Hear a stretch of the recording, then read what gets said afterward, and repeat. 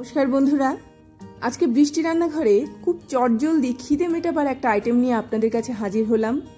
কাছে দূরে যে যেখান থেকে আমার এই ভিডিওটি দেখছেন, আশা করি সবাই ভালো আছেন, সুস্থ আছেন।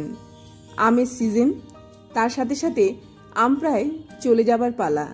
আজকে তাই খুব সুন্দর একটা রেসিপি করে দেখাচ্ছি, যেটা খেতেও লাগবে চমৎকার এবং তার সাথে সাথে ঘরে বানানো জিনিস। সব থেকে বড় কথা হচ্ছে এই জিনিসটা আমরা ঘরে বানাচ্ছি। তার জন্য আমি এখানে বেসন নিয়ে নিলাম। বেসনটাকে আমি এরকমভাবে একটা ছাঁকনি দিয়ে একটু ছেঁকে নেব, যাতে করে বেসনটা একদম মিহি বেরায়, মানে কোনো রকমের মধ্যে ডেলা বা কোনো কিচ্ছু না থাকে। এরকমভাবে চামচ দিয়ে এটাকে খুব সুন্দরভাবে একটুখানি ছেঁকে নিতে হবে। আমার এটা কিন্তু ঠিক যে প্রসেসে করে দেখাচ্ছি ঠিক সেই রকমভাবে তৈরি করলে তবেই পারফেক্ট তৈরি হবে। শুধু পারফেক্ট তৈরি হবে না, এটা থাকবে অনেক দিন।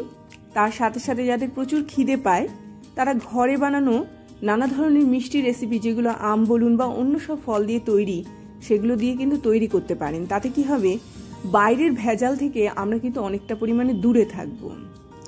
এবারে এই যে বেসনটা নিলাম, তার মধ্যে সামান্য একটুখানি সুজি অ্যাড করলাম, সামান্য একটুখানি ঘি আমি এর মধ্যে দিয়ে ভালো করে এটাকে এরকমভাবে নাড়াচাড়া করে নেব। এটাকে খুব সুন্দরভাবে মিশানোর সাথে সাথে এর মধ্যে আমি একটু একটু করে জলও অ্যাড করব। ভালো করে এটাকে এইরকমভাবে জল দিয়ে মিশিয়ে নিতে হবে। মিশ্রণটা এমন তৈরি হবে যাতে করে বেসনটা কোনো রকমভাবে একদম ডেলা না পাকিয়ে যায়। সেই জন্য সবার প্রথমে কিন্তু আমি বেসনটাকে ওরকমভাবে একটুখানি ছেঁকে নিলাম। একটু একটু করে জল দেব, একসঙ্গে পুরো জলটা দেব না। এইরকমভাবে যদি আমরা মিশ্রণটা তৈরি করি তাহলে মিশ্রণটা খুব সুন্দর তৈরি হবে, একদম স্মুথ তৈরি হবে। দেখুন ব্যাটারটা দেখলেই বোঝা যাচ্ছে যেটা খুব সুন্দরভাবে কিন্তু ফেটানো হয়েছে। আর একদিক দিয়ে ফেটাবো, মানে যেইভাবে ঘোরাবো একটা দিকেই ঘোরাবো। এবার আমি এখানে 1 কাপ মতো আমকে মোটামুটি খানিকটা অংশ, মানে অর্ধেক বলা চলে, সেটা এই ব্যাটারের সাথে এরকমভাবে একটুখানি মিশিয়ে নিচ্ছি। বুঝতেই পারছেন, আমরা বাইরের জিনিসটাকে পুরোপুরি বাদ দিয়ে বাড়িতে এই ধরনের মিষ্টি তৈরি করে নিচ্ছি, যেগুলো খুব সহজেই তৈরি করা যায়। এইবারে এর মধ্যে যদি একটুখানি জলটা বাড়িয়ে দেওয়ার প্রয়োজন পড়ে, সবার শেষে আমি আরেকটুখানি কিন্তু জল এর মধ্যে অ্যাড করলাম। মানে মিশ্রণটা এরকম তৈরি হবে, যখন আমি ওপর থেকে নিচে ফেলবো এটা স্মুথলি খুব সুন্দরভাবে কিন্তু একদম এরকম ভাবে পড়ে যাবে। তো এর মধ্যে একটুখানি আমি গন্ধ হওয়ার জন্য এলাচের গুঁড়ো ব্যবহার করলাম। আমি এখানে ল্যাংড়া আম ব্যবহার করেছি। ল্যাংড়া আমের নিজস্ব একটা গন্ধ থাকে, তো সেটাই কিন্তু এখানে আমি ব্যবহার করলাম। আর খুব সুন্দরভাবে কিন্তু এটাকে ফেটিয়ে নিয়ে এরকমভাবে চেক করে দেখলাম, দেখুন স্মুথ ব্যাটার তৈরি হবে। চামচ দিয়ে মানে ওপর দিকে তুলে নিচে যখন এটাকে এরকমভাবে ছেড়ে দেবেন, খুব সুন্দরভাবে যাতে পড়ে যায় এবং চামচের গায়ে যাতে খুব বেশি পরিমাণে লেগে না থাকে। এবার এর একটা আমি শিরা তৈরি করব। তার জন্য সবার প্রথমে আমি চিনি নিয়ে নিলাম, চিনিটার মধ্যে সামান্য পরিমাণে জল দিয়ে দিলাম, দিয়ে এবারে এটাকে খুব ভালো করে নাড়াচাড়া করে নিতে হবে। নাড়াচাড়া করে চিনিটাকে একটুখানি গলতে দিতে হবে। চিনিটা যখন গলতে শুরু করবে তখন আমের যে বাকি পেস্টটা, মানে যেটা আমি আলাদা সরিয়ে রেখে দিয়েছিলাম, সেটা আমি এখানে এইভাবে অ্যাড করলাম এবং খুব ভালো করে এটাকে একটুখানি মিশিয়ে দেবো এবং এটাকে একটুখানি ফুটতে দেব।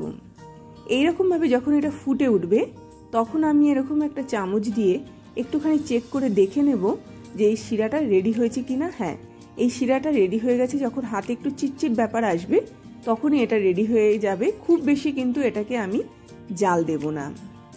পরবর্তী পর্যায়ে আমি যেটা করব সেটা হচ্ছে একটা মানে কড়া বসিয়ে দেব, যার মধ্যে আমি একটু বেশি পরিমাণে তেল দিয়ে দেব। এটা ডুবো তেলে তৈরি হবে, তো সেই জন্য আমি এটাকে এরকমভাবে একটুখানি বসিয়ে দিলাম। একটু গরম হওয়ার জন্য ছেড়ে দিলাম। দুটো সাইডই দেখিয়ে দিচ্ছি। একটা সাইডে যে শিরাটা তৈরি করেছিলাম তার মধ্যে 3টে এলাচকে ফাটিয়ে নিয়ে অ্যাড করলাম, সামান্য একটুখানি এলাচের গুঁড়োও দিলাম, একটুখানি ঘি আমি এর মধ্যে দিয়ে ভালো করে, এটা ঠান্ডা অবস্থায় দেব, এটা গরম অবস্থায় নয়, একদম গ্যাসটা অফ করে নিয়ে তারপরে আমি এর মধ্যে দিয়ে দেব। এইবারে তেলটাকে আমি অন্যদিকে যখন এরকমভাবে গরম করে নিয়েছি, দেখুন এটা অনেকটা পরিমাণে গরম হয়ে গেছে। যদি আপনাদের মনে হয় এরকম একটুখানি এর মধ্যে দিয়ে দেখবেন, যখন এই ব্যাটারটা আস্তে আস্তে উপর দিকে উঠতে শুরু করবে মানে এটা একদম রেডি হয়ে গেছে। ঠিক এই সময়তে আমি এরকম একটা মানে জালি টাইপের নিয়ে নেব, তার মধ্যে আমি 1 হাতা করে বেসন দিয়ে দিলাম এবং এটাকে এরকমভাবে জাস্ট একটুখানি ঘুরিয়ে নেব। তারপরে হাতা দিয়ে এই যে জালিটার মধ্যে রয়েছে এটাকে জাস্ট একটুখানি মানে এর ওপর দিয়ে এই হাতাটাকে ঘুরিয়ে নিলেই কিন্তু নিচের দিকে এই বুন্দিগুলো তৈরি হতে শুরু করবে।